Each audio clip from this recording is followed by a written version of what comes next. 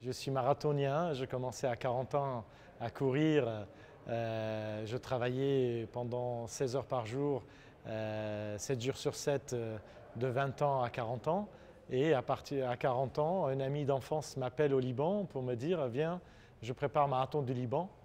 Et c'est comme ça que je commençais le course à pied à l'âge de 40 ans. Et je commençais à enchaîner des marathons. Et pour me préparer pour une grande course Diagonale des Fous à La Réunion, la course de course le plus dur au monde, je suis parti à Chamonix pour m'entraîner en altitude. Et comme j'étais au pied du Mont Blanc, j'ai tenté de le gravir. Alors j'ai réussi à le gravir en 2007. Et quand je suis arrivé au sommet du Mont Blanc à 6h30 du matin, lever du soleil, extraordinaire. Et je me suis dit, je veux gravir tous les ans un sommet. Le deuxième, c'était le mont Ararat, bien sûr, aujourd'hui en Turquie. Hier, c'était en Arménie avant 1915, qui culmine à 5165 mètres. Et après, le Kilimandjaro. Et après, c'était le Huascarán, Sajama, Cotopaxi au Pérou, Bolivie, Équateur.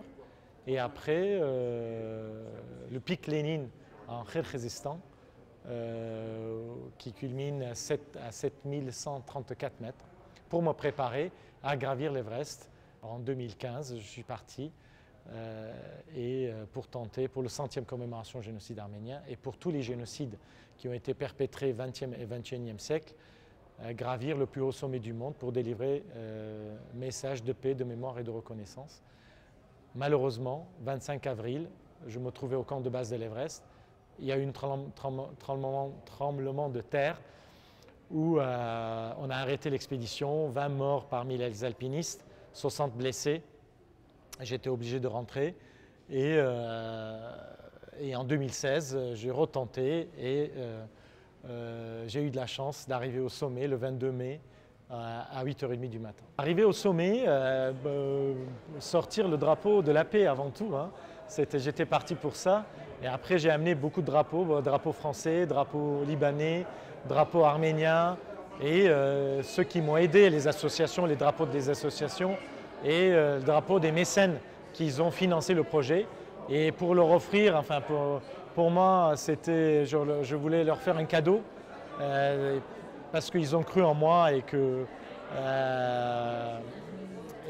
avant tout sortir les drapeaux parce qu'on n'a pas beaucoup de temps au sommet.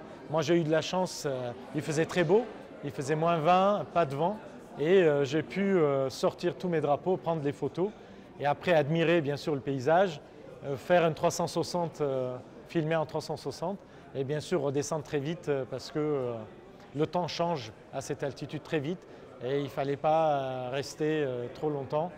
Et on a commencé à redescendre, qui nous a pris 8 heures pour redescendre et 12 heures pour monter. Juste la dernière partie, 548 mètres, de 8300 au sommet. Voilà. Alors aujourd'hui, bien sûr, il y a le mémoire. Je voudrais que ça ne se reproduise plus. Hein. Bien sûr, aujourd'hui, il y a des guerres partout. Pour moi, c'est des génocides, hein, ce qui se passe en Syrie, en Irak. Tous ces gens qui quittent leur pays, qui immigrent, comme les Arméniens qui ont immigré pendant le génocide arménien. Aujourd'hui, ça se passe encore des guerres. Et pour moi, je considère ça des génocides. Et d'abord, avant tout, pour pas que ça se reproduise. Et je vais dans les écoles, dans les associations, justement pour parler et leur dire que si vous avez un rêve, hein, quand je vais voir à l'école les élèves de 10 ans, de 12 ans, je leur dis si vous avez un rêve, si vous avez un désir, si vous avez un souhait, vous pouvez y arriver, mais ça demande du travail. Voilà, aujourd'hui, les jeunes, ils n'ont pas envie de faire d'efforts et que justement, à travers ce défi, je leur transmets cette envie de se battre, cette envie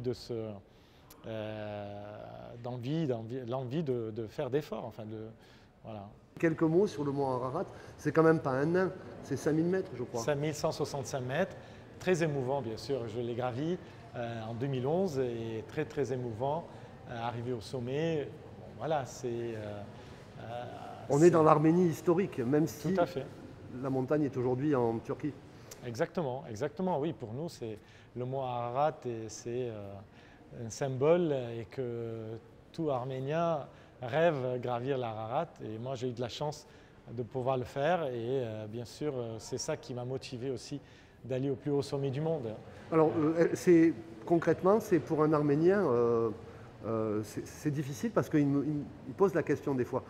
Gravir le mont Ararat, ça présente des difficultés ou c'est facile à organiser? C'est un petit... oui. Un 5000, c'est pas. On va pas dire de la qu'il y a blague. 50% de gens qui réussissent aussi. Hein. 50-60%. L'Everest, c'est environ entre 15 et 20% qui réussissent.